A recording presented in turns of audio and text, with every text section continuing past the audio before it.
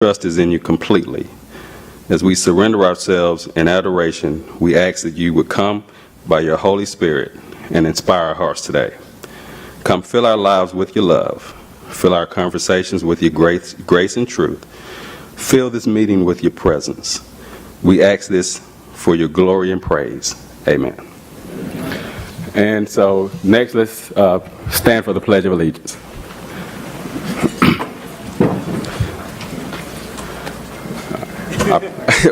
Turn to the right. I pledge of allegiance to the flag of the United States of America and to the republic for which it stands, one nation, under God, indivisible, with liberty and justice for all. Thank you.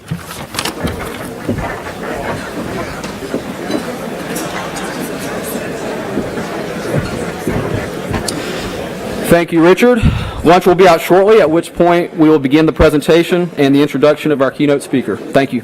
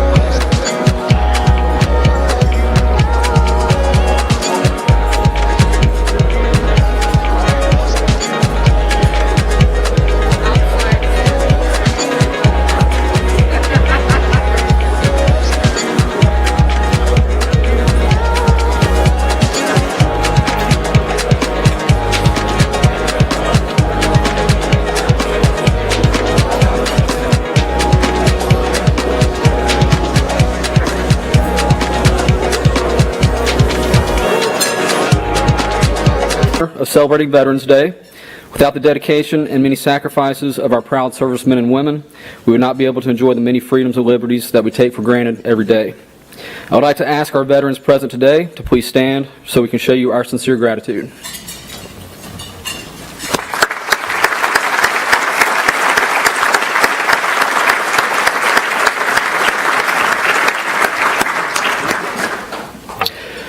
Our mission here at the CCIM Georgia chapter is simple and focused: to promote professionalism and excellence in the commercial real estate industry through education, networking, and technology.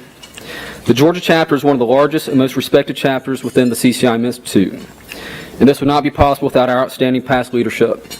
At this time, if you are a past president of our chapter, please stand to be recognized. Because of your commitment and leadership, I have the privilege of standing here today.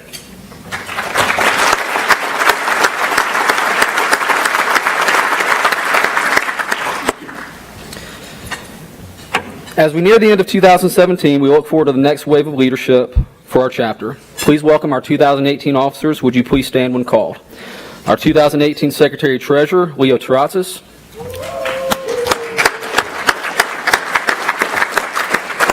Our 2018 President-elect, Jason Holland.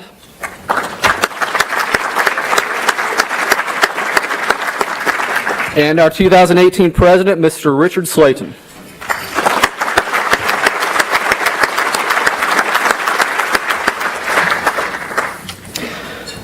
Our 2018 Board of Directors, would you please stand when called, and please hold your applause until the last name is called. Paul Ossie, Bill Adams, Kevin Brangers, Ethan Armentrout, Ryan Denbo, Brian Elrod, Bradley Fulkerson, Bill Johnson, Graham Little, Liza Luttrell, Laura May, Rocky Moore, Brian Patton, Jeff Pollock, Michael Reeves, Kirk Rich, and Marcy Thomas.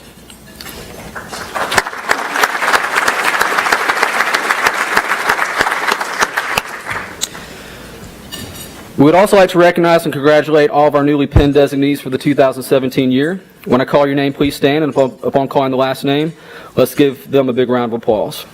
Patrick Hallwood, Matthew Jackson, Tyler Jones, Cedric Matheny, Daniel Marks, Kathy Jo Otis, Michael Reeves, Adam Thomas, Chris Witcher, and Mark Wright. Congratulations to all of you.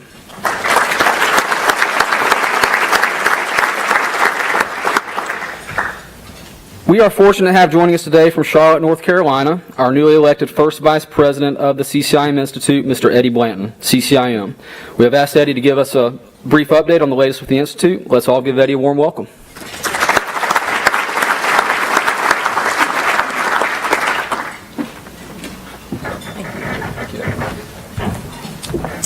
Thank you and good afternoon. My name is Eddie Blanton. I'm from Charlotte, North Carolina, and I operate a company, Trad Commercial, in the Carolinas. And I want to thank the Georgia CCIM chapter and Les Callahan for inviting me here today.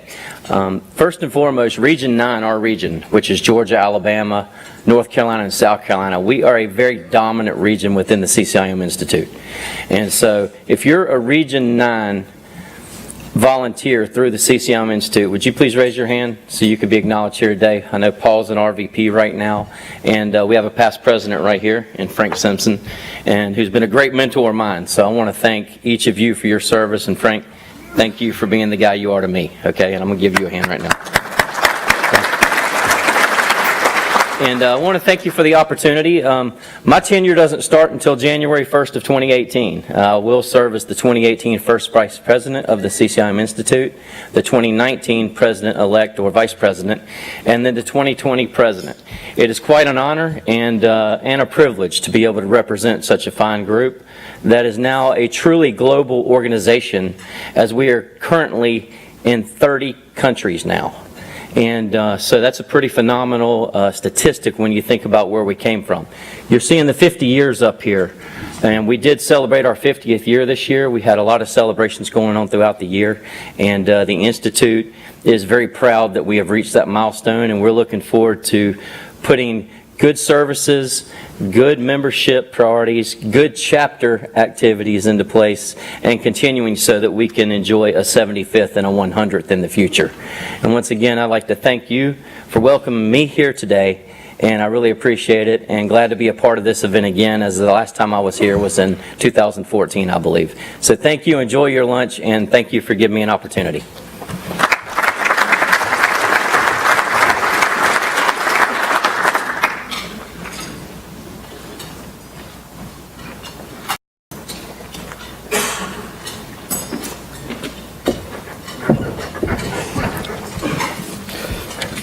Thank you again, Eddie, for being here today.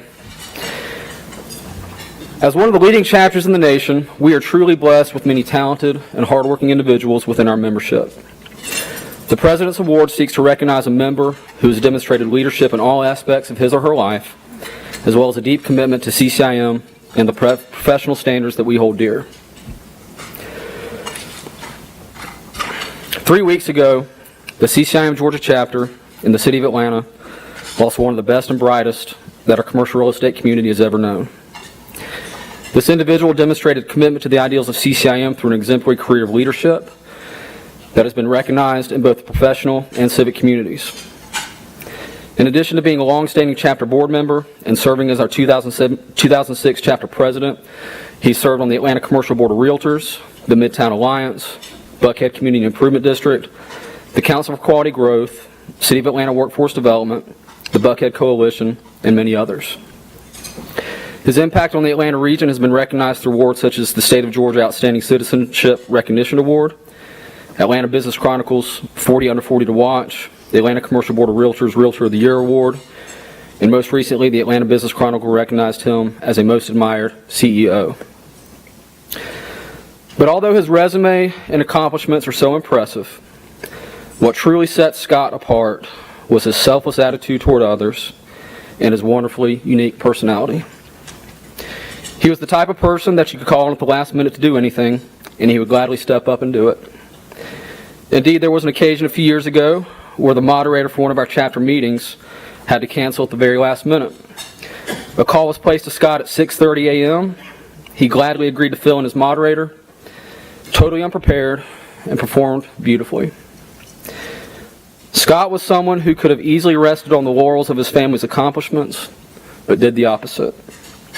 He had the unique ability to always say the funniest things at the best time, and the gift of helping people be the very best they could be.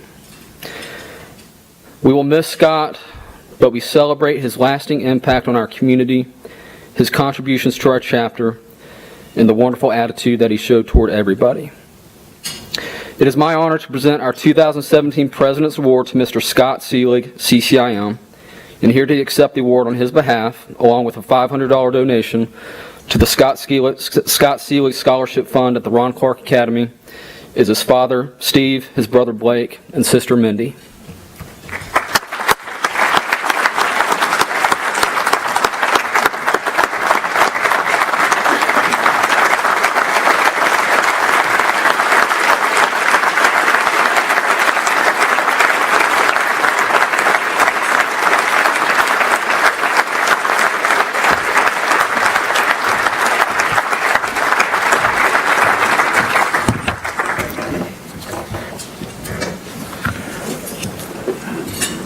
Thank you, everybody. I've been elected to be the speaker today, and this is quite an honor. Scott was very proud to be a member of this organization, and he was proud to be president. Jim Sane from my office, who is here, said that he pinned him in Arizona, and Scott made a perfect score on his test. So I guess he studied hard and did all the right things in that regard. As was just said, to be exact, 4 a.m. October 27th, Scott died peacefully at home.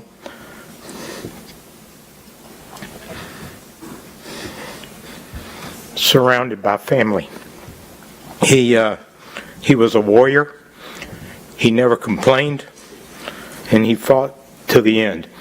And I'm going to take the privilege of saying 3 or 4 paragraphs that I said about Scott at his funeral, which many of you may have heard was attended by around 2,500 people, which was one of the most amazing tributes to anyone I've ever seen. So let me just read 2 or 3 of the paragraphs that I said then. God saw you were getting tired and a cure was not to be, so he put his arms around you and whispered, "Come to me."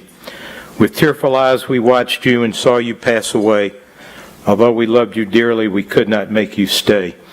A golden heart stopped beating, hard-working hands at rest. God broke our hearts to prove to us he only takes the best.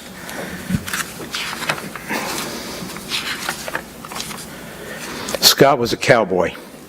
He was fiercely independent, did not go along just to get along, and he was always his own man. Scott did not care if you were black, white, or brown, straight or gay, rich or poor. He did not care if you were president of a bank or an assistant in a government office or a building superintendent or worked in a warehouse. If you were his friend, that's all that mattered to him. He never cared about going to the right parties or being with the in crowd. He had his own life and his own friends, and he lived his life to the fullest. In fact, I've never known anyone with so many true, close friends as Scott. His friends came by our house, or his house, over the past few days of his life. They came from Arizona, they came from New York, they came from Florida and South Carolina, and all over the South, just to say goodbye to him, knowing pretty clearly that he would not know they were there, that he would not be able to respond to them. People flew in 4 hours, spent 30 minutes at Scott's bedside, turned around, went back to Arizona. Same from New York. It was remarkable. In our business, he was a visionary. He could see things in the future that no one else could see. His advice was invaluable, his leadership irreplaceable. Our company will simply not be the same without him and his leadership.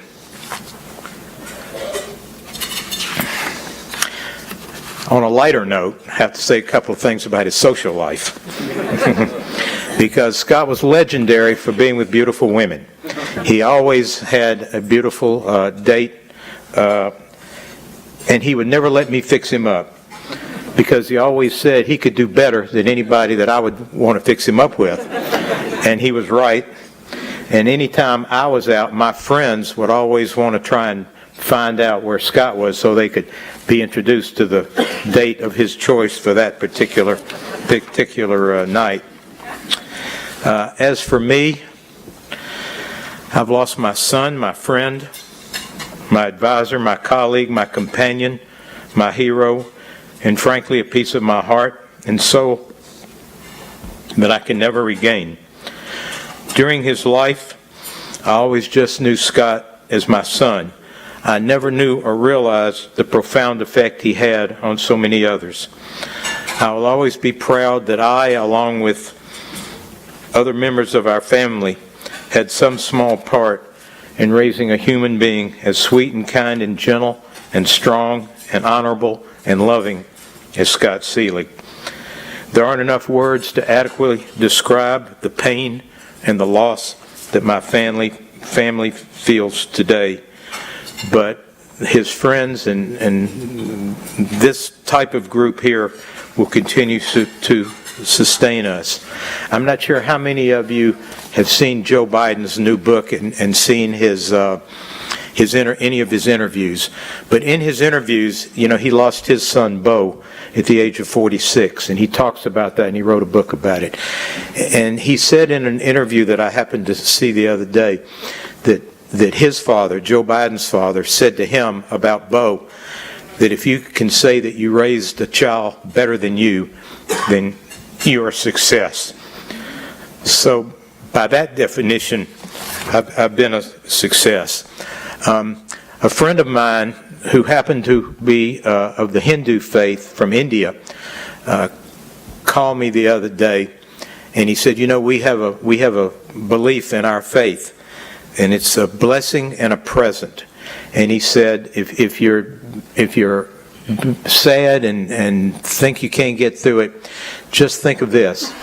If you were called and said that you would have a beautiful, loving son as a present for 47 years, would you accept it? And of course the answer is yes, and that's a wonderful way to look at it. So we had a blessing and a present for 47 years. We're very grateful for this group, and thank you for this nice honor. I know Scott would be proud to receive it.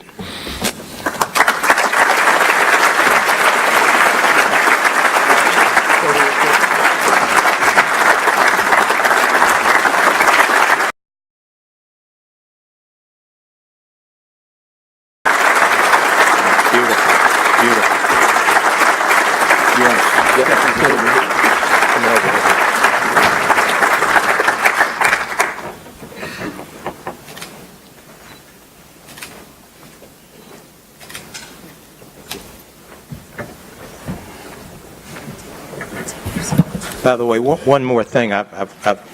We're sitting with your speaker today. This is our company Thanksgiving party day, and I've got my entire company waiting for me back at our office. So with your indulgence, I'm going to have to go back now and speak to my staff who's waiting to eat Thanksgiving lunch. So thank you.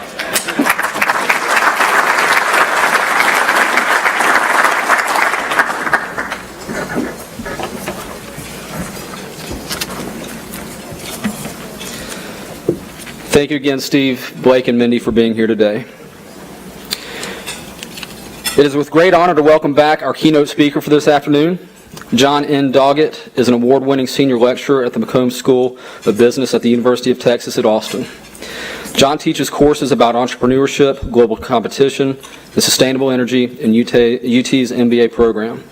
John has taught courses and seminars on entrepreneurship and competitive strategy in Austria, Chile, China, Ghana, Hong Kong, Japan, Malaysia, Mexico, Portugal, Singapore, South Korea, Taiwan, and Thailand. John practiced law for 7 years in Connecticut and California. John was a management consultant with McKinsey & Company in Washington, D.C. and Copenhagen, Denmark. John founded an international management consulting firm that had helped clients in 25 countries make the transition from century planned to market-based economies. John also co-founded a Spanish-language sports programming company that had an exclusive 3-year contract with the NFL to produce programs in Spanish.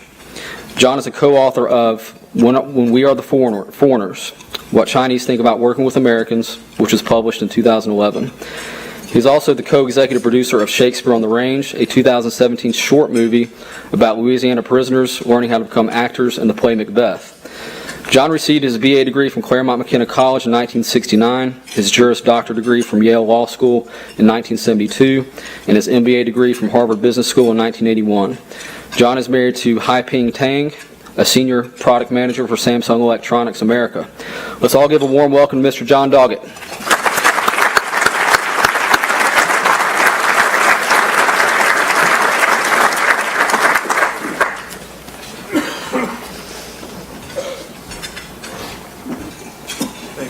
Thank you, John. It's good to be back, but I must say I can't imagine how difficult it had to have been for Scott's father to come up and accept that award.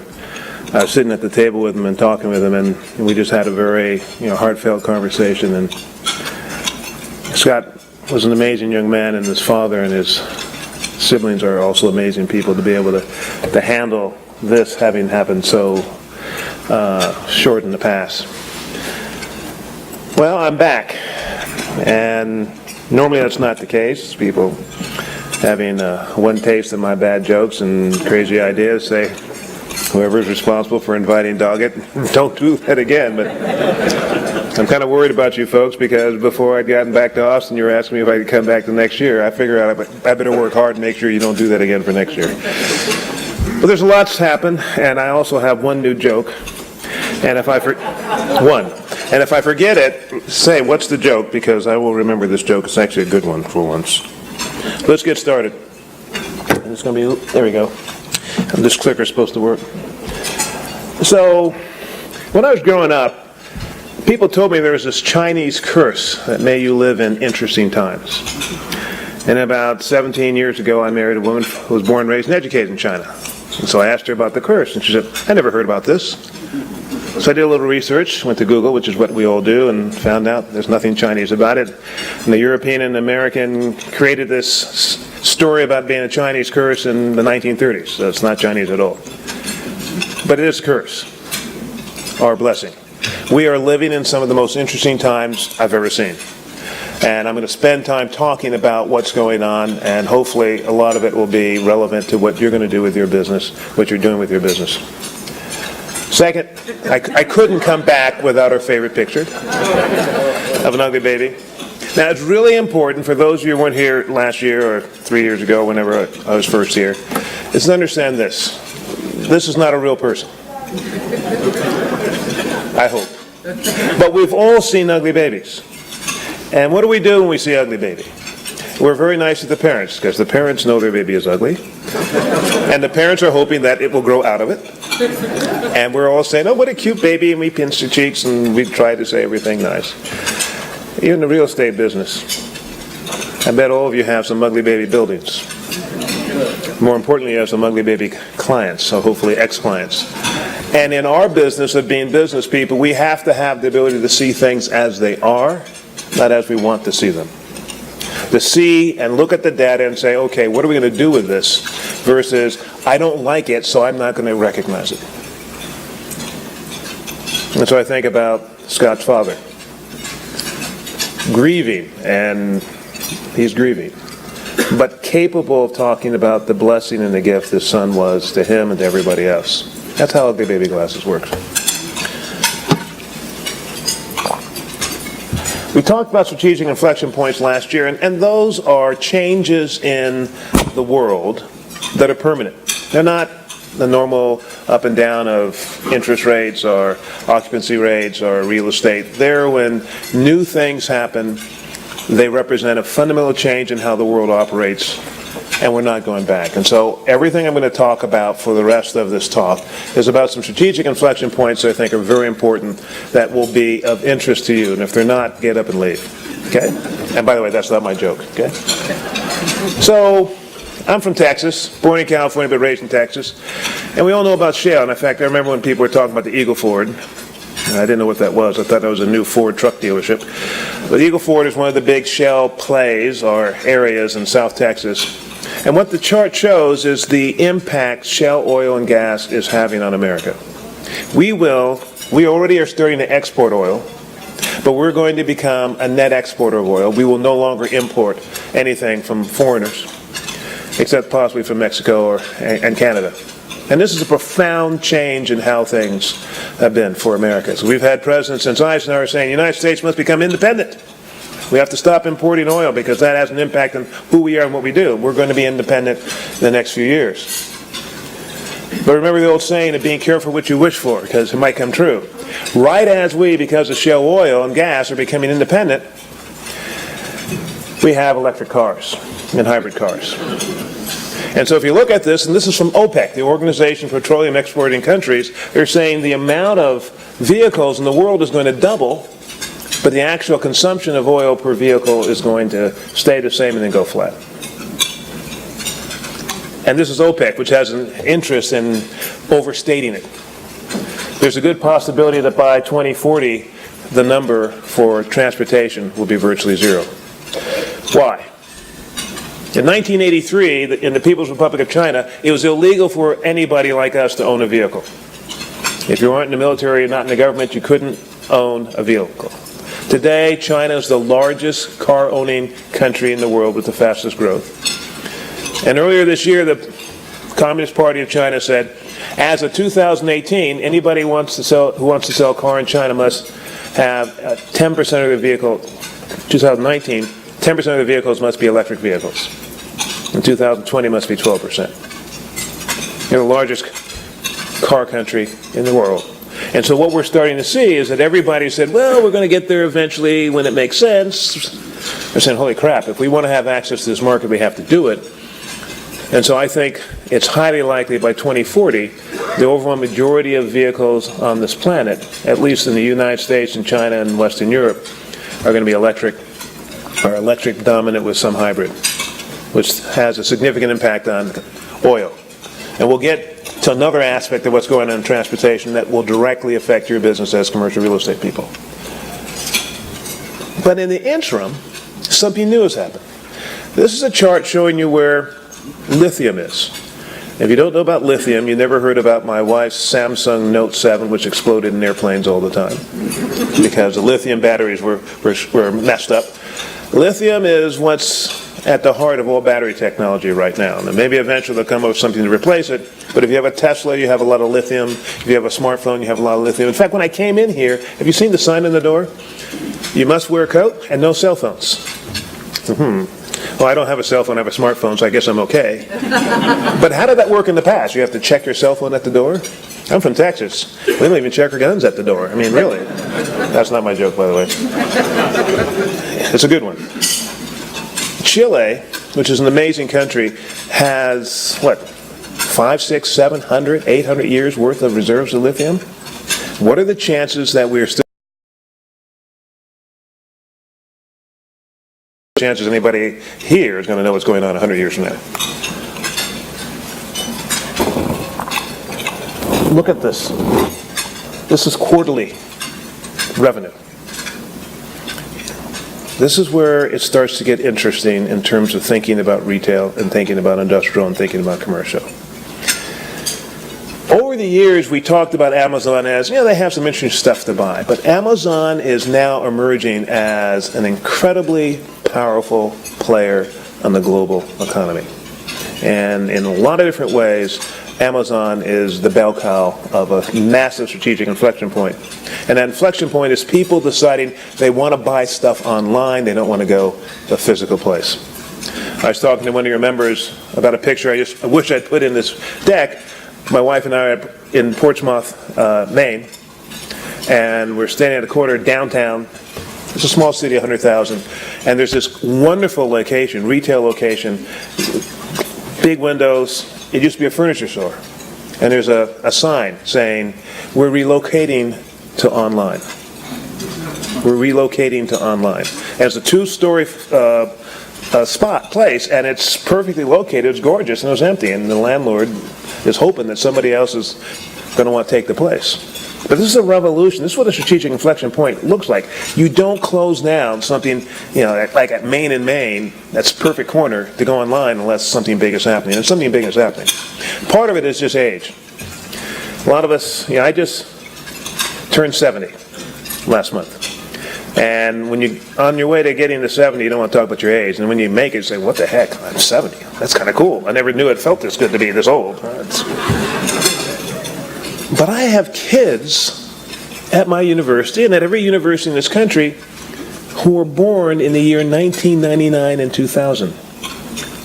And she's just shaking her head saying, oh my goodness. Born. And they're very important for business because they have a lot of money. And in 4 years, they're going to be working for you. In 8 years, you're going to be working for them. These kids. And so there is a revolution going on, strategic inflection going on, how people do stuff, and these slides are going to help you understand that. This is Amazon's revenue. This is Amazon's revenue. The little spikes are Christmas. But you don't have to have an M.B.A. or be a financial analyst to look at the line. This is unprecedented. This is unprecedented. And if, by the way, if you remember the previous slide, see if it goes backwards. It doesn't go backwards. It doesn't go backwards. Anyway, the previous slide, Amazon's revenue is twice of that of Microsoft. Oh, it did go back finally, okay? And how they're making money is fundamentally different. This shows their profit from Amazon Web Services. And if you look at the note in the corner, which I can't see, it says, 300%? Of their profit comes from Amazon Web Services. Now let's think about that. We've all heard about AWS. In fact, I walked into the Atlanta airport yesterday and it had AWS. Amazon Web Services is a way to compete that we've not seen before. Amazon sells a lot of stuff online. They have a bunch of servers. And they need it. And they decided, well, we have excess capacity because we never want people not to be able to buy things because our servers don't have enough capacity. And so they supersize their servers. And somebody said, maybe 10, 15 years ago, why don't we sell the excess capacity of stuff we already own for virtually nothing? And that's what they started doing.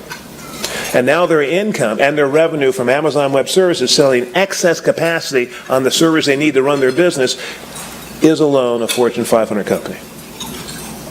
And there's a company in San Antonio, Texas that was competing with them called Rackspace, but all they did was provide servers. All they did was fuel the crowd, and they've been collapsing. How do you compete with somebody who's selling excess capacity at a small price? And that's what we're starting to see. We're starting to see a lot of that happening. And the Amazon model is one you have to study because it has great implications for commercial real estate. Because what we know is that Amazon is now one of the biggest buyers of industrial space. When they were starting, they said, what we need to do is to make sure we only have a handful of warehouses and a handful of states so we don't have to pay sales tax.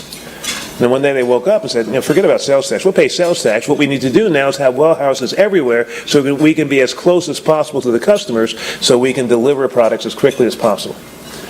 And their goal by the end of this decade is to be able to have Prime, which right now is 2-day delivery, is to have Prime represent 1-day delivery. And then by 2025, have same-day delivery. That's their goal. Which means they have to do what? They have to have warehouses everywhere, and they have to use all this excess capacity for their servers and their data analysis to do what they're doing now, which is to figure out what you need before you need it so they can pre-position it so when you order it, it shows up the same day or the next day. So for you in commercial real estate, it's going to be great for a while. Now, if you're in malls, well, it's going to be great for a while because you can repurpose those malls into warehouses, okay? And then we have Netflix. And think about Netflix. Remember the good old days when you got this little envelope in the mail 2 or 3 days later with the DVD? And they said, you can't do that anymore. We're going to separate that and do streaming. Everybody went berserk and they lost 800,000 customers. Netflix is transforming how we think about not just entertainment, but how we think about competition. Because what Netflix was looking at is our business is selling other people's stuff, or renting it or leasing it. That's a commodity. We're kind of like the telephone company. The telephone company has the wires or has broadband cable, but do they have any control over what you're using your telephone for? No. So if we stay in this commodity business just leasing or renting or shipping other people's stuff, at some point it's going to be a race to the bottom, and prices and profits are going to go to the bottom. So what did they decide to do? They decided to get into the production business. So the 10 most popular things that people watch online, 9 of them come from Netflix. And if you look at these are things that are not coming from Disney, which is a monster in its own space, or Sony Pictures. This is coming from Netflix. This is a company that started off shipping red envelopes. And now they're a massive player. And if we look at it, look at the growth. Now here's the scary thing about it. There's nothing physical that they're selling. They're selling access to streaming video. And as telephone companies and as broadband companies increase the throughput, that just makes Netflix business better. They say, thank you for making the pipes larger so we can send more things through the pipes. This year, 43% of Americans who look at movies online use Netflix. This year at night, close to 50% of all the use of broadband in this country are people streaming Netflix. So they've gone from sending envelopes and having you send the DVDs back to now a major entertainment hub. And so the real question is, what do they do next? And here's your 43%. And what they do next is they're growing around the world. So their growth potential is significant. Now, I'm not authorized or qualified to give investment advice, but I can tell you the big mistakes I made. And one of my big mistakes is that when Netflix irritated everybody and 800,000 people dropped them in one quarter and their price went down, we did not buy.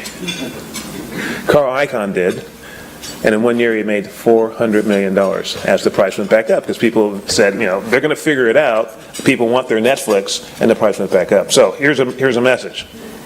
When people react irrationally and the price goes down, but if you look at the fundamentals of the business and there's no reason for the price to go down, buy. And if it doesn't work, don't call me. Okay? Another company, Google. These are all the things that Google does, and they're in the hundreds of millions. But the one thing that stands out the most is on the far right to you, people watch 1 billion hours of video on YouTube every day. I don't know about you, I can't get my head around that.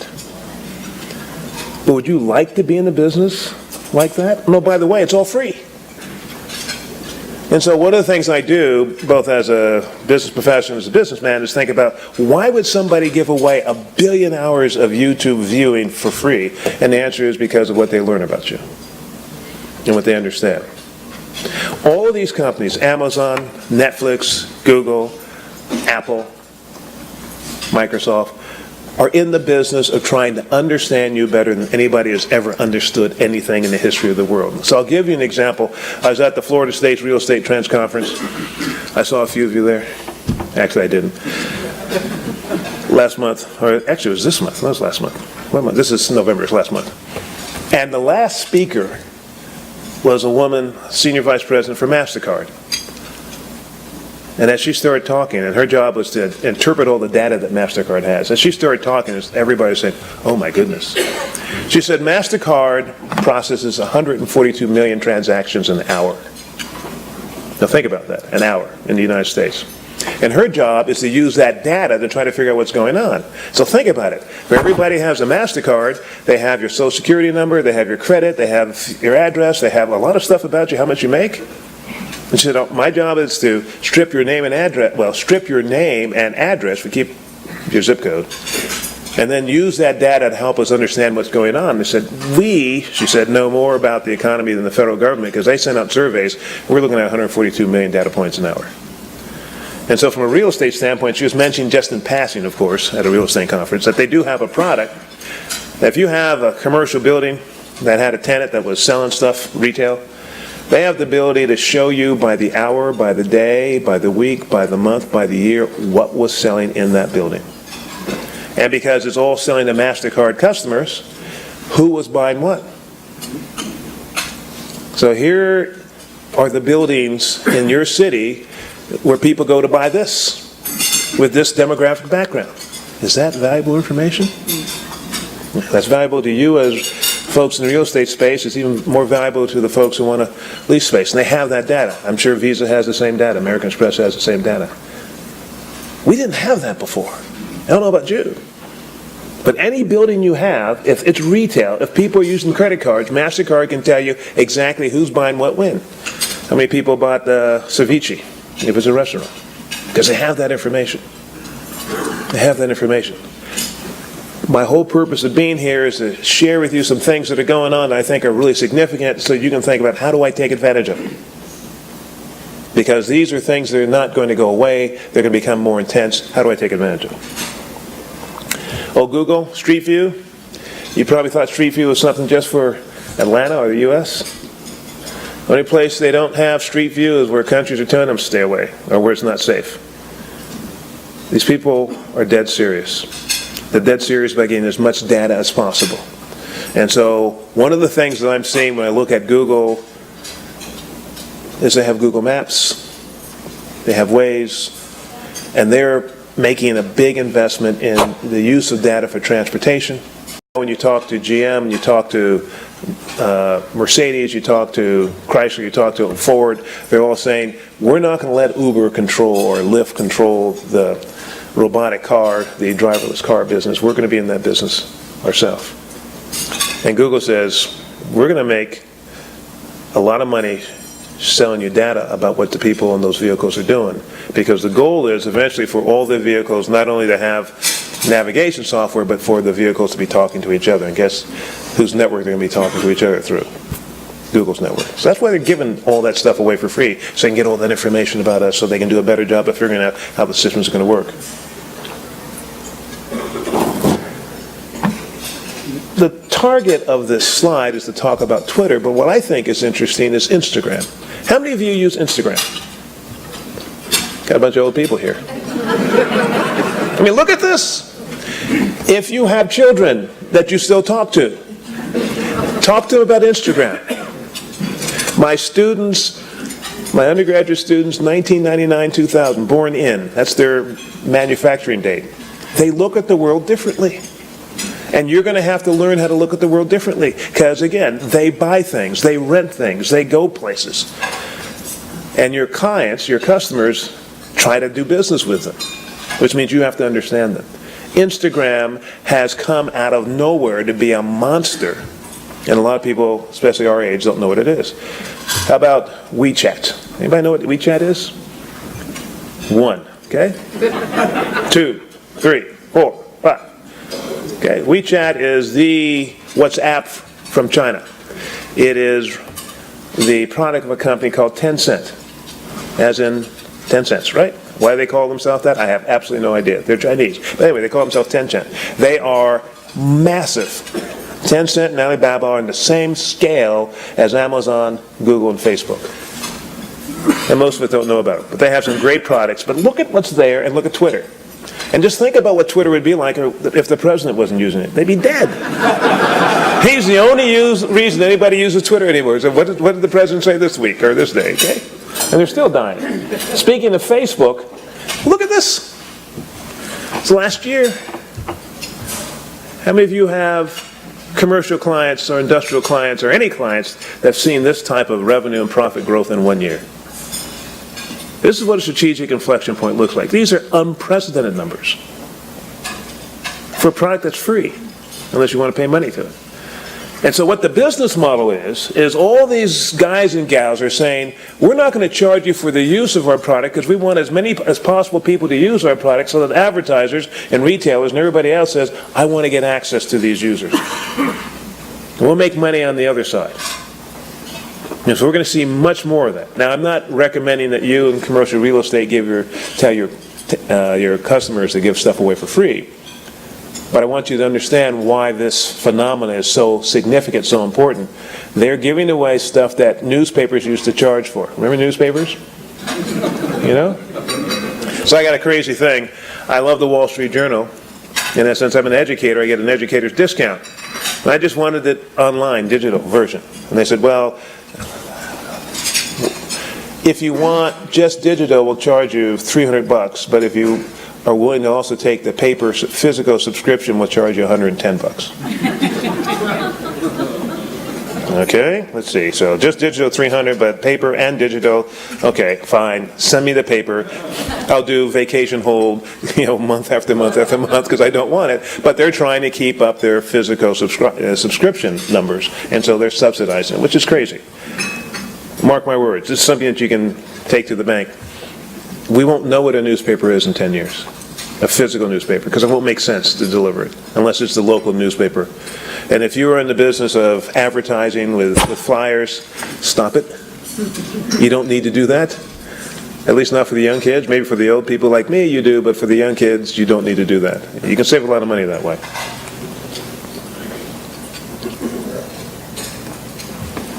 Speaking about Black Friday and Thanksgiving,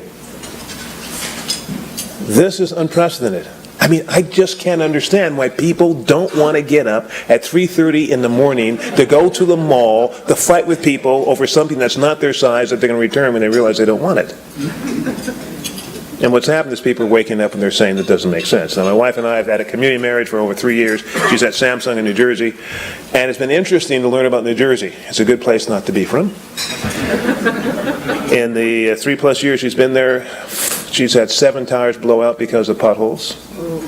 More tires than I've had in my entire life in other parts of the world. New Jersey has the most unique, curated potholes that you're ever going to see. It's crazy. But they're really in trouble because their malls are collapsing. Retail's collapsing in New Jersey, and there are a lot of reasons for it, but New Jersey is a great model of what to do wrong in retail. Okay? Look at these numbers, but here's where it gets interesting. And if my father's a minister, and if I was going to say my sermon is based on, it's going to be based on the great book of college football. I know we have some Georgia fans here. All right? Go Dogs.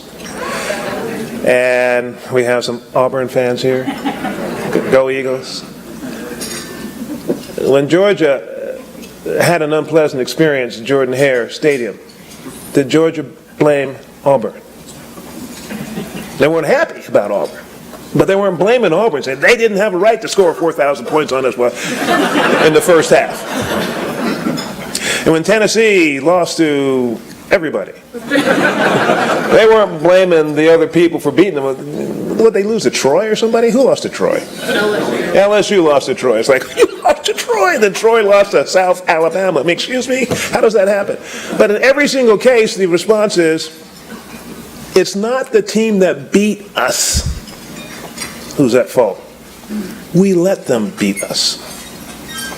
And if we're going to do something about it, we're not going to tell them, don't fight hard next time. We're going to say, we got to get our act together. And if we can't get our act together, we'll get rid of our coach and find somebody new. Get better players. Get better facilities.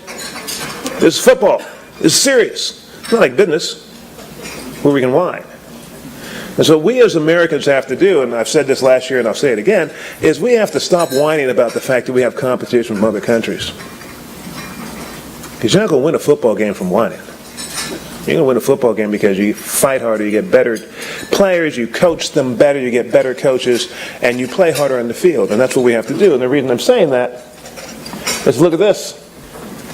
You've probably never heard of this. Singles Day. I mentioned 10 Cent. There's another company called Alibaba. And it's Singles Day about 5 years ago. It dwarfs Thanksgiving, Black Friday, Cyber Monday. Dwarfs. And that's just in China. My friend, Singles Day is going to come here. Singles Day is going to be like Mother's Day. It's going to be like Valentine's Day. And Black Friday. All created by retailers to get people to buy more. And they have become something that we cherish. I mean, the idea of not being able to go to a Walmart at 5:30 in the morning on Friday after Thanksgiving is something that a lot of people can't imagine. I can imagine not doing that. But it gets more interesting. Have you guys heard about 5G? Okay. How many of you have heard about 5G? Okay. A handful of you. 5G is the next standard for wireless communications. And to make it very simple, 5G you'll have smartphones that'll get faster throughput than any of your broadband connections right now. What I say on my slide is it's 1 gigabyte. In fact, what we think is going to happen by 2020 is it'll be 3 to 4 gigabytes we'll start off with. Remember Google Fiber, and they were talking about Google Fiber here, Google. They've stopped talking about it because this is not fiber. There's fiber running through the middle, but this is through what we now call cell phone pods. This technology is being worked on right now by AT&T and Intel, by Qualcomm. It is being tested. It does work. It's going to be commercialized. And when it's commercialized, what it's going to do is completely revolutionize how we get our information. And if you are Time Warner or Comcast or all the big cable companies, you're sweating big time because none of you have that throughput right now with all the investment you have in the ground.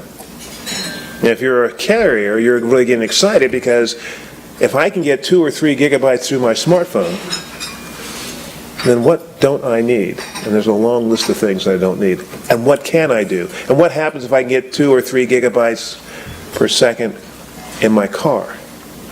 What happens? That's what a strategic inflection point looks like. We are not going back to the day I grew up in where there was a phone, it was black, had a rotary dial, it was physically attached to the wall, and you tripped over it on a regular basis. And they charged you by the minute to even look at it. That day is over forever. That's what a strategic inflection point looks like. Let's talk about America for a little while. Last time I talked about the president and how my friends who are Democrats were in shock. They still are. That's fine. But what I love about the conversation the Democrats are having right now is they're starting to say, maybe we had a role in the election of the president. Maybe it's partially our fault. But what's important is for us to put on ugly baby glasses and get away from partisan politics and look at the balance sheet of this country. If you look at the balance sheet, red is not good. Red is not good. And there's a lot of red. In fact, if you look at the only green, it was during the time when Bill Clinton was president, but 2 things were happening. A, remember Y2K? And irrational exuberance, and the stock market going crazy, and the internet bubble. And we also changed how we accounted for GDP and how we accounted for government revenue. So that is kind of what we call an adjustment in how we do accounting, more than in credit for that particular time. Look at this. We are in debt, big time. In fact, our debt level is approaching the debt level at the peak of World War II. We've been in Afghanistan for 17 years, and that is a war. But it is a war that has, for the families that are involved, significant consequences, but for the rest of us, minimal consequences. But we are seriously in debt, and it's getting worse. If you look at the data, if we continue spending the way we're spending, we're somewhere in the 2030s are going to pass our indebtedness for World War II.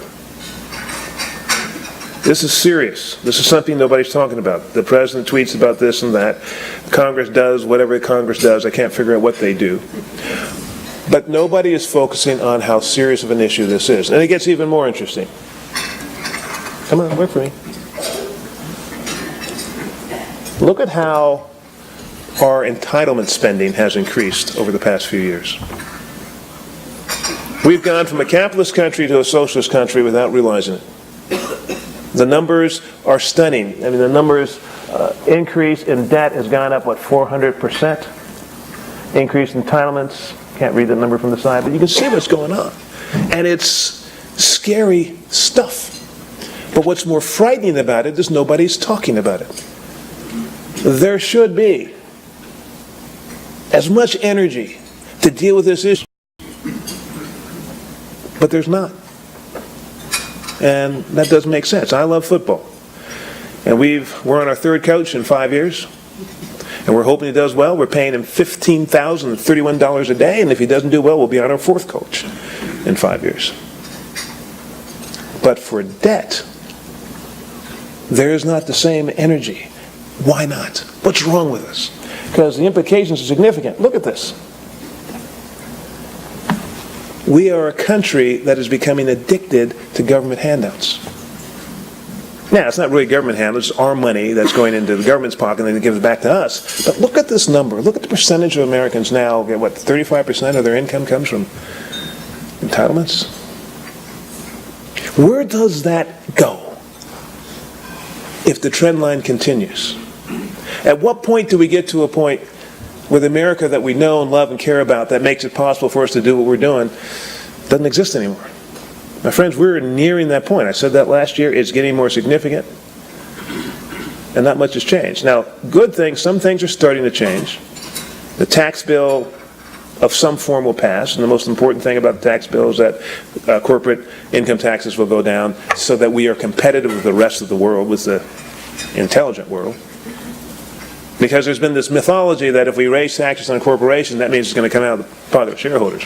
I don't know about you. You raise my costs, I'm going to pass it on if I can to my customers. So since we pay all the taxes, the question is, where do we want our dollars to go? And so I think corporate tax is going to go down. For other things, we'll see what happens. But here's something that just came out this week: the cost of our wars.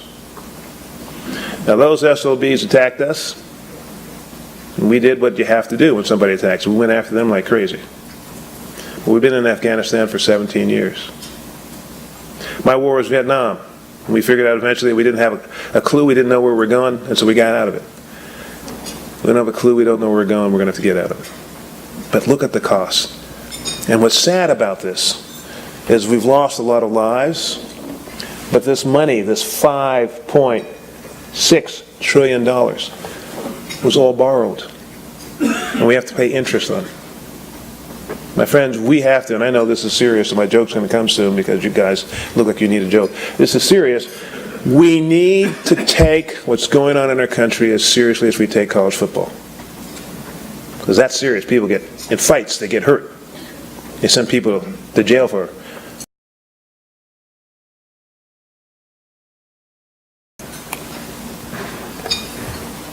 I had this chart last year. The numbers have gone up. We have been addicted to something that none of you can do in your business. Let's just borrow more. Let's just borrow more. Let's just borrow more. It's not going to make a difference. Just borrow more. It doesn't work. I go across the country. It's on Monday I'm going to be in Nashville. Last week I was in Tallahassee. And the message is the same every place I go. I want Americans to finally decide that what's going on in our country is as important as football, and do something about it. Because there's no way we'd let a football coach get away with this. The thing about a football coach said, I'm so glad to be. You pick your school. We're going to be 25th next year. We're going to break the top 25. We're going to be number 25. And if we're lucky, after 10 years, I'm going to get you up there 22. As we say in Texas, that dog don't hunt. If you're not promising us going to the national championship, then we're not going to hire you. If you don't make progress in that direction, then we're going to fire you. But if you are blowing up our debt, we'll just say, whatever. How does that make sense? It's for President Trump's budget. Look at where the money is going. I had a chart like this from last year. The most important number is, on the left, interest on the debt. It is now 7%. Last year it was 6%. Why is that important? We're talking about $4 trillion in federal spending, going up 100 basis points on $4 trillion. That's a lot of money. But if you look on the chart on the right, the pie chart on the right, it's talking about what the Congressional Budget Office expects to grow the fastest. Well, as the third or fourth fastest growing area is interest on the debt. And remember, my friends, it is interest on the debt, not paying principal. This is the biggest crisis this country faces, and nobody's talking about it. And we have to talk about it. This problem has to be solved. We can't play the grease game of just saying, well, everybody will take a haircut. Why is it a big problem? Look at these numbers. These are numbers from the U.S. Department of Treasury. I updated them last night, so the September numbers. We talk about China. They're beating our butts so bad. I never heard anybody from Georgia complain that Auburn played better. They said our boys didn't show up that. We got to get something fixed. There's something wrong. We should not have lost, and definitely should not have gotten whooped. Shouldn't have happened. But when we talk about China, they're not playing well. They're not. Excuse me. I got to be decent on that. Almost said a bad word. Do not believe for a second what the politicians say about what we're going to do to hammer China, because all China has to do is say, we're tired of you abusing us. We're going to go back to 2008. That's right, 2008. We're going to go back to our 2008 levels of investment. We're going to dump $1 trillion of treasuries on the market, or we just won't buy them. What happens, let's see if I can get this thing to work. What happens to interest on the debt if the Chinese tell the market they're going to walk away from $1 trillion of financing our debt? What happens to the interest? Does it go up or down? A little or a lot? It blows up. So they got us. And if you add Hong Kong and Taiwan, oh, by the way, little Cayman Islands, they have a GDP of $3.2 billion, and they own $267 billion of our debt. So you know that's money laundering. We're in a position where we can't expect our creditors to be nice. And we can talk about beating up with them, or beating up on them. We cannot do anything other than say, thank you very much for continuing to finance our profligate spending. Our deficit spending is going down. It's now projected to be about $350 billion. But, come on, work for me, work for me. Our debt keeps going up. The number of today went up by about 30 billion since last week. And it's just going up and up and up, and we have to do something about it. Let's keep going. One of the issues we talk about is immigration. And let me tell you, this is a country of immigrants. We came here either by choice or not by choice, but we came here. And immigration is a key part of what we do. Why is that important? Here's some data on tech. And I started off talking about what's going on in tech. Let me translate tech into immigration, into money, into your businesses. Immigrants, first generation, or second generation, have been a crucial part of growing our economy in the tech space. And if you look at these numbers, these are crazy numbers, right? These are real numbers. You take immigrants out of tech, you take tech out of America. We're having a conversation about immigration right now, and two senators, one Republican, one Democrat, have introduced something called the RISE Act.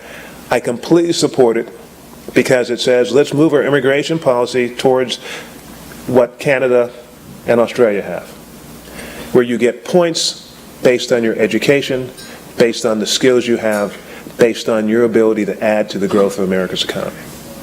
If you think about that evil guy who drove a rented truck down a bike lane in New York City, he was an immigrant from Uzbekistan, truck driver. For the life of me, I don't know why we need to import truck drivers from Uzbekistan when we can import people who are computer scientists. But I can tell you right now at my university, I have some of the most brilliant kids who've come here, paid full dollar because they don't get in-state tuition. They get education at the University of Texas at Austin, graduate education. We're sending back. That truck driver from Uzbekistan brought 27 people over, relatives of his. That makes no sense. And so I'm hoping that as we understand the role that immigration plays, we don't become anti-immigrant because who wants to get rid of this, but we become more intelligent about how we play the game. Because of these companies, which are kind of major, there's only one, Microsoft, that wasn't founded or co-founded by somebody who was a first or second generation immigrant.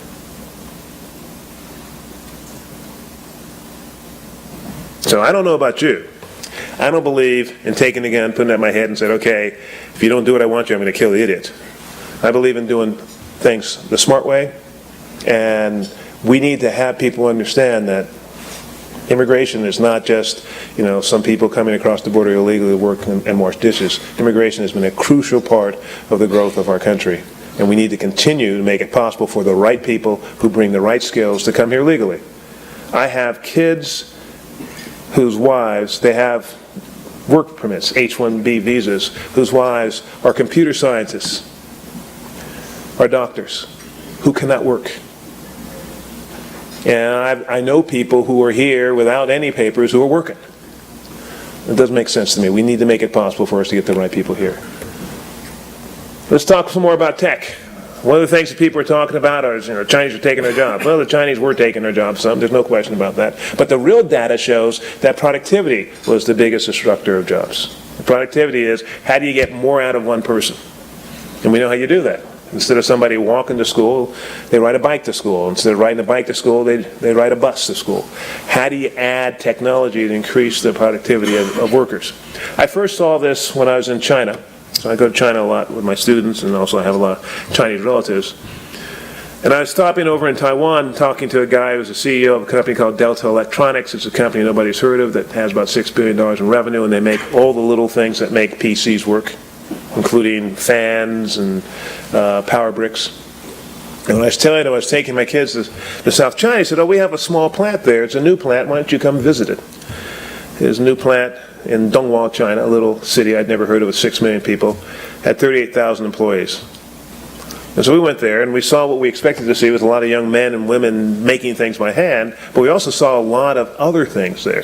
A lot of computer-controlled lathes and other technology we didn't expect to see. And so I asked the general manager at the plant, I said, what was the most expensive piece of technology they had installed? And they said, well, we just finished installing a $1 million laser cutting machine. I said, why? He said, because we can't get as many people as we need. In the Pearl River Delta, which was manufacturing central for China, in 2008, there were 5 million jobs they could not fill. And that has continued. So one of the movies that we see is the low-cost manufacturing movie. And the low-cost manufacturing movie is you compete on the basis of low price.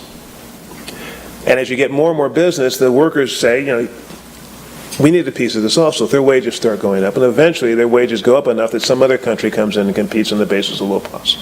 So China no longer is the low-cost manufacturing location. And a lot of their work that was low cost has now moved to Vietnam, to Cambodia, to Ethiopia, to Nigeria. It's leaving China. And they're replacing it so they can continue to grow their economy with technology.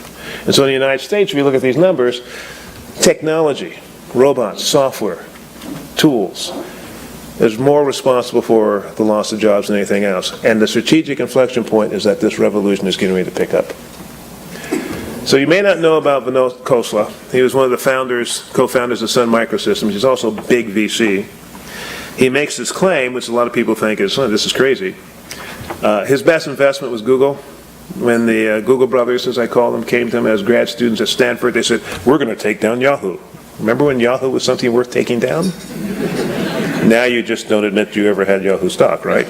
We're going to take down Yahoo because Yahoo's the big search engine and they're screwed and we're going to do bad things to them. And he said, no, yeah, right. You're grad students. Leave me alone. And they kept coming and he decided, and he says, I gave them $800,000 so they'd leave me alone. I have not found anybody who would do that. But if there's anybody here, I will stop my speech right now. I'll go home and I'll never come back. Just see it. And he said it was the best investment he ever made because he was the first major investment on what became Google. Now think about Google. And think about what he's just saying. When you go to the doctor, what do you do? When did you start feeling bad?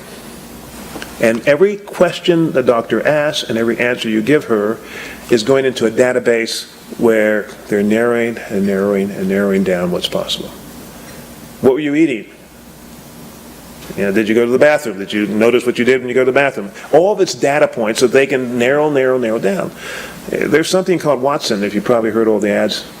Watson has a supercomputer that IBM has that can read every medical journal report that comes out within 5 minutes and then put it into its database of all the other medical journal reports. And any question you ask, it goes through all this data and says, okay, it's likely you have this. And what we've been able to find right now is that there are now software programs that can look at x-rays, digital x-rays, and they can detect breast cancer and other cancers far more accurately than humans can. Because they can see more than we can, and they don't forget. And so he's predicting that doctors are going to be at a point where 80% of what they do can be done better by computers. Think about this. For those of you, that's everybody in the room, because if you don't, it's not a good day. There's something called prostate cancer, and if you know about it, you've heard about it, you don't want to get it, but the good news is it's 98% curable. But it requires surgery.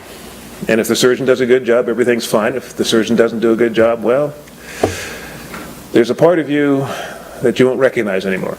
And we'll just leave it at that. So, this is a fact. Come on. Ugly baby glasses. You all have those parts, guys. I mean, at some place hopefully you still have them. Anyway, that's not my joke. A friend of mine had to get prostate cancer. He was a young man, he's in his 40s, and he said, I'm too young to get it. I said, you have it, yes. And he said, well, the doctor told me I had an option. He's a urologist, he's a surgeon. He could go in and do work, And he said there's a 1% chance I might say oops, and then you're not going to work very well.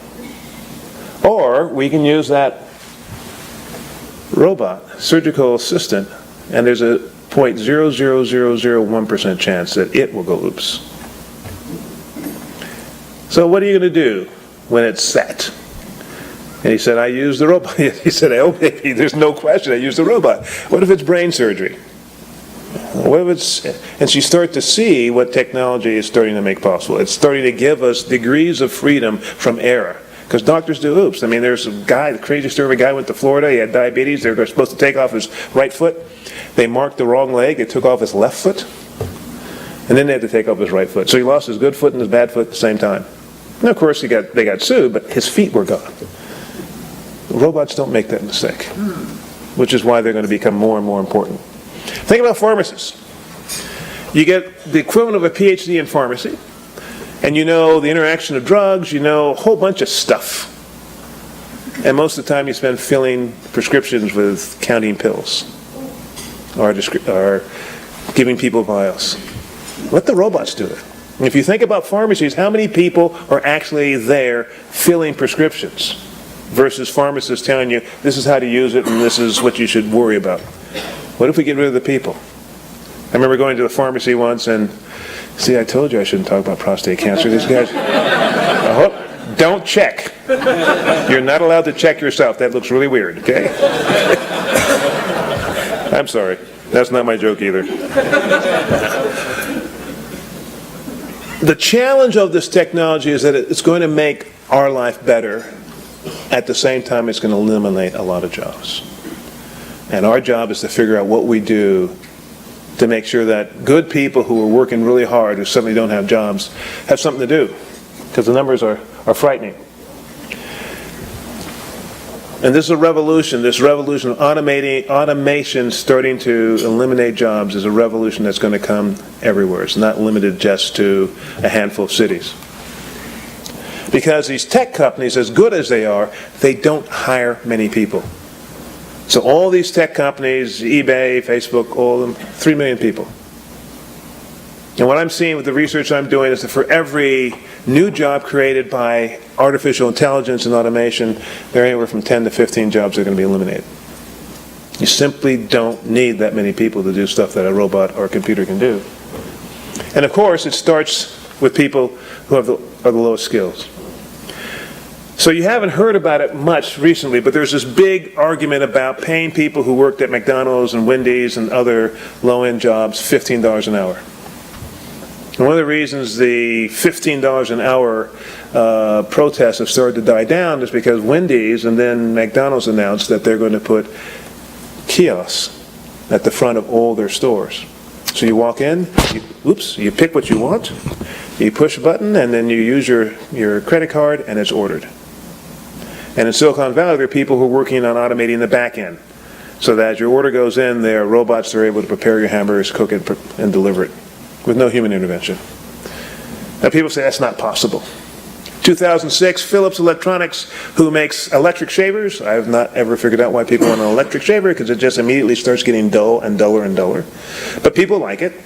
They closed down their Chinese plant that made electric shavers and opened up a plant in Eindhoven in the Netherlands. The Chinese plant had thousands of workers. The Netherlands plant had maybe 15 workers, because everything was done by robots. And they said, we're able to make razors, electric razors for the European market, 2006, for the same cost it took us to make it in China, except it's in Europe. So what do we have to do with the headaches of getting it shipped from China to Europe? So they shut the plant down. That's 2006. This revolution is continuing. We have the most educated workforce in the history of America. 40% of our kids who are going to work have college degrees. But we still have an attitude that somebody is going to go to a trade school or vo-tech school, community college, junior college, is somewhat lesser. My kid is a valedictorian in his class, and he's going to become an electrician. How many people say that?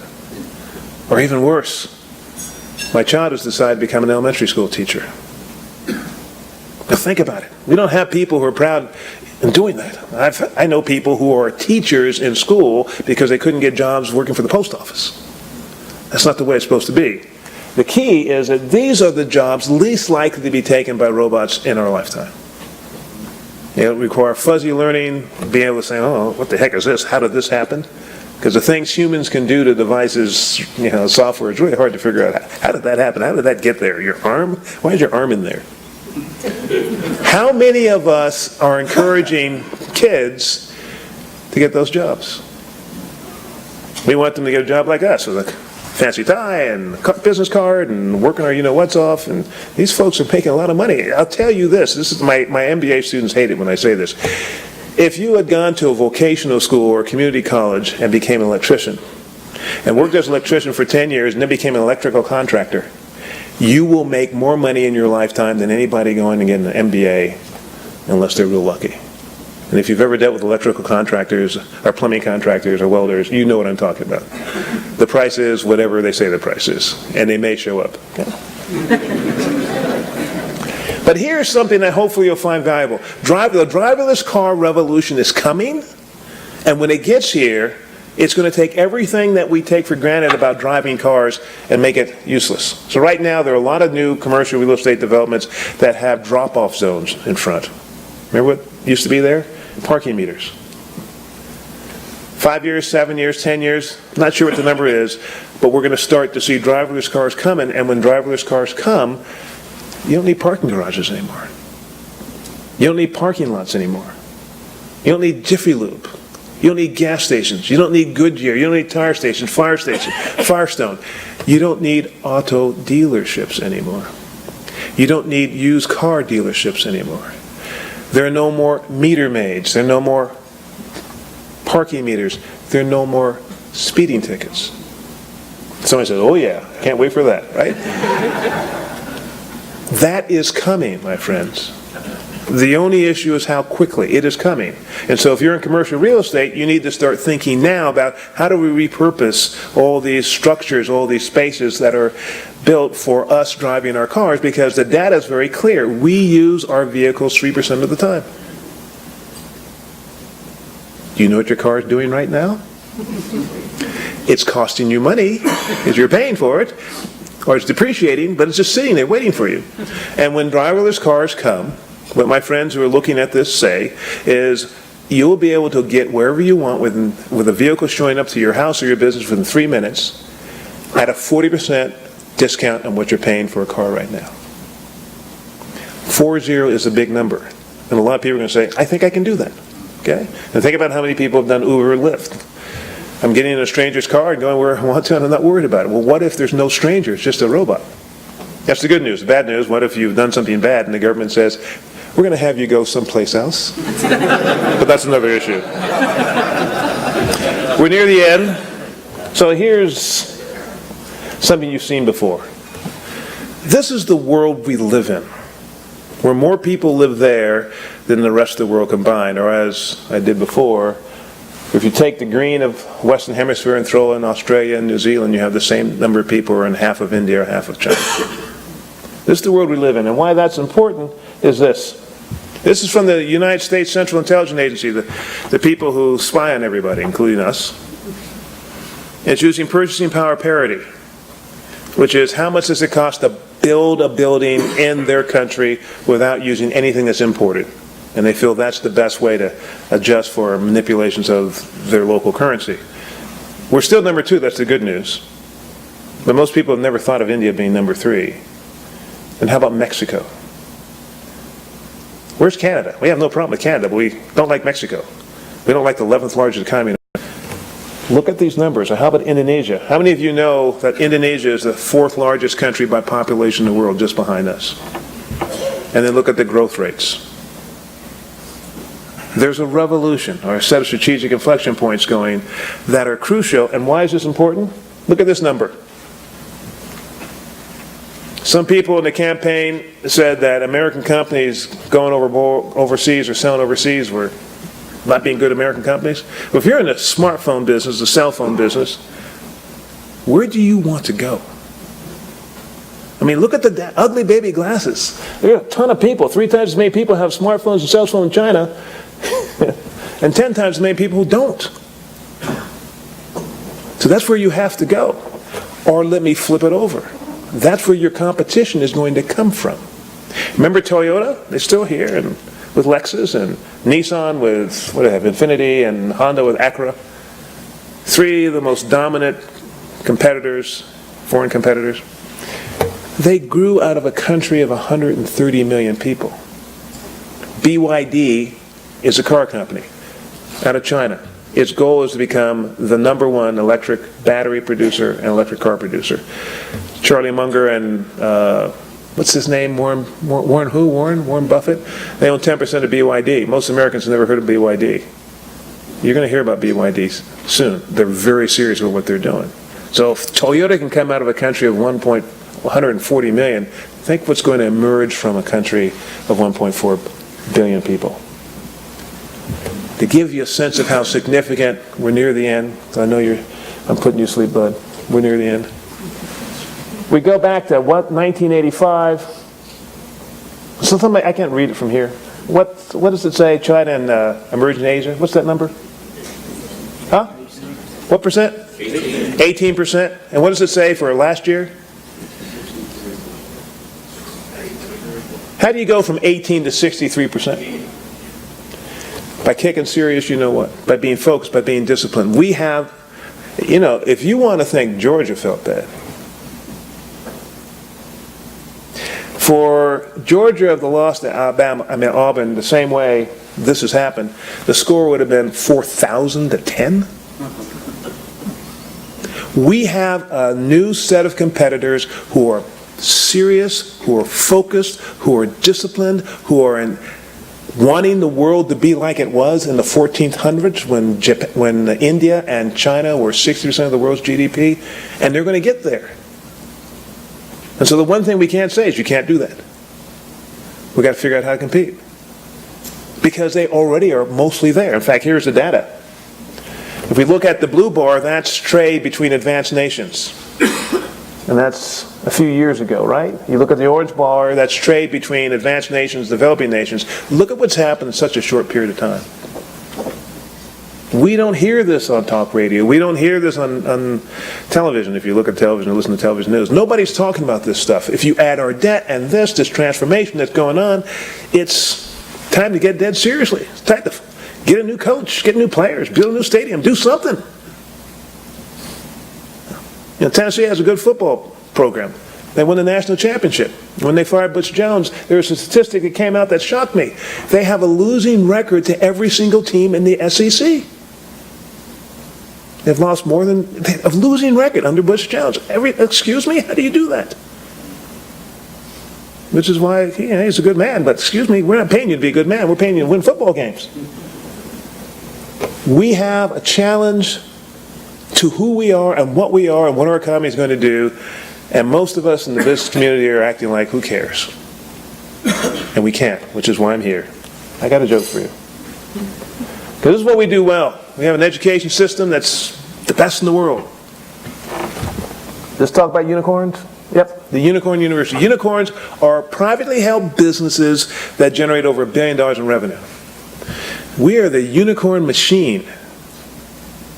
It's what we do. That's why we have kids from all over the world coming here. How we educate kids is very different than the rest of the world, whether they're from Europe or from Asia.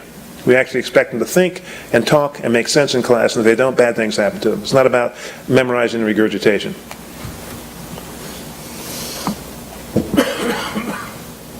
And we do a good job of creating it. But we have competition. The People's Republic of China is now becoming the creator of unicorns. They got a new football coach. His name is Xi Jinping. He's the first leader of China that spent some time outside of China. He spent time in Iowa. Learned about our way of doing things. And he came back and said, we can do that. He just got reappointed as the leader of the Communist Party and therefore the president of China. And his goal is to continue to put his pedal on the metal. They're not going to back off. So the question is, how do we compete? Because we have brands. We own 62% of the cloud. between Amazon and IBM. We are dominant in e-commerce. And look at all these brands. We are either at our peak or we're just getting started. But we have real challenges. And so I'll end. You probably remember this picture from last week. But it's time for me to tell you the joke before I go to this picture. So, did I tell you the Starbucks joke last year? No, I didn't. Okay. This is, my wife says, this is the only funny joke I've ever had. And you know how it is when you're married. They tell the truth always. So there was this old man, he was in a Starbucks. And it was warm in the Starbucks. There were a lot of people. There was a lot of energy, a lot of young people, and he was happy to be there. And then he realized that something that he had eaten was causing problems in his digestive system, and that he needed to relieve the pressure in his digestive system before he could get up and leave. And he said, but that's okay. The music is loud. It's this techno pop music or something, and what I'll just do is time my pressure relief to the music. And so he's just bopping, oh yes, feeling really good. And so finally his system is now calibrated so he could get up and walk, and he looks up and everybody's staring at him. They're looking at him, and he realizes he had on headphones. My one good joke. I'm going to keep telling that until I can't tell jokes, but it's a crazy idea of thinking that everything's fine and it's not fine. But you've seen this picture because I'm going to end with this in the quote. This is an engineer in Xi'an, China, working for an American company in their factory in Xi'an. And here's the quote that showed up in the New York Times 7 years ago. Of course, China will lead everything. That's what we expect Nick Saban to say. That's what we expect any football coach to say. Our goal is to be the best and to stay the best. That's what we expect any company to say. My goal is to see how small my profits can be for the next 15 years. I want to increase my profitability. I want to be more profitable. I want to increase my margins. That's what we expect anything in business and in sports. But when it comes to the competition of our country with other countries, we start whining. My friend, I have been, as you heard from the introduction, I've taught in a lot of countries. I've worked with clients in 30 countries, and I've been to about 45 countries. We have been blessed to be here. And we had no control of it. You could not pick your parents, because if you could, you would have done a better job, right? We have been blessed to be here. This is the most amazing country. But like football, if we don't invest in making sure that we continue to be an amazing country, we can be like Tennessee, a losing record to every single team in the SEC. That takes skill to do that. Skill, right? I mean, look, Kentucky is winning games. I mean, good grief. I mean, what's going on here? And so that's it. We have a little time for questions, but I want to tell you, I am completely excited about our potential, because if us old farts don't get it, the kids will. But the issue is, what legacy are we going to leave our kids? Is it going to be a legacy of debt level of $22 trillion? They have to figure out how to pay it. Or in our lifetime, while we are still contributing, are we going to flatline that debt and start paying it down? Because we have a competitor that's looking at us and say, well, loan you more money, we'll loan you more money. And when you can't afford to pay it, here's what we'll do. You don't have to pay us back in cash. We'll just take land. The United States government owns 86% of Nevada. The United States government owns 40% of California. If you look at the east, at the west, the numbers, a third of Oregon, almost half of Arizona, a significant part of Utah, Idaho. Some pretty neat places that they own, that we own through the government. And they'll say, if you can't afford to pay it back, we'll value the land and we'll do a swap.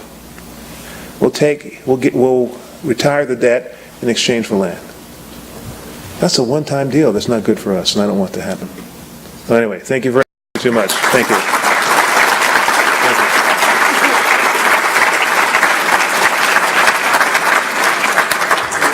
Any questions? I realize that my timer, which is supposed to stop me from talking, didn't work, so We're over, but anybody have any questions? We have microphones, if there are any questions. Going once? There's one question. Microphone's coming. So speaking of debt, It's good. and currently we have some tax legislation in process. Does it concern you that dynamic scoring and a 10-year pricing schedule is part of the calculus of term? Yeah, we have to be hard-nosed about the impact of tax reform on our debt. It can't raise our debt. And so I was temporarily intrigued by the decision to take the individual mandate and put it part of the tax bill until I saw the numbers, and the individual mandate will reduce federal spending on health care by $300 billion a year. So, be quiet.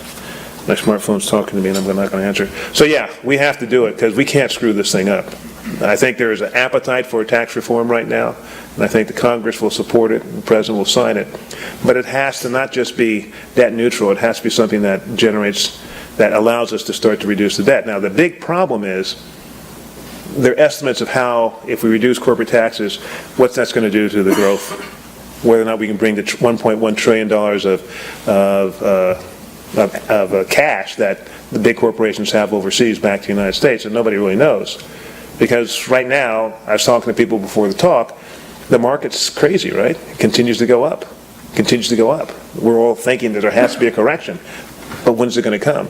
And so that's the problem with the scoring of this particular piece of legislation is no matter how good of a job they do, who knows what's going to happen next year or 10 years from now. But yeah, we have to make sure that this is at least debt neutral, if not, in my opinion, something that's going to reduce the debt. Okay? Any other questions? Going once? Going twice? Well, it's very nice being here. I suspect I've guaranteed that I won't be back here next year, but that's all right. I enjoy being with you guys. What you're doing is very important. The fact that you're tied to education and also real business is something that's really close to my heart. Thank you very much. God bless.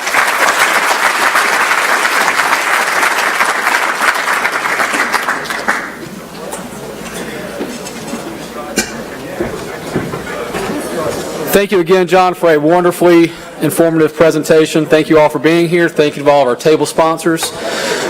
We wish everyone a wonderful Thanksgiving and a happy holiday season. Don't forget our annual meeting on January 16th at NC Golf Club, and we are adjourned. Thank you.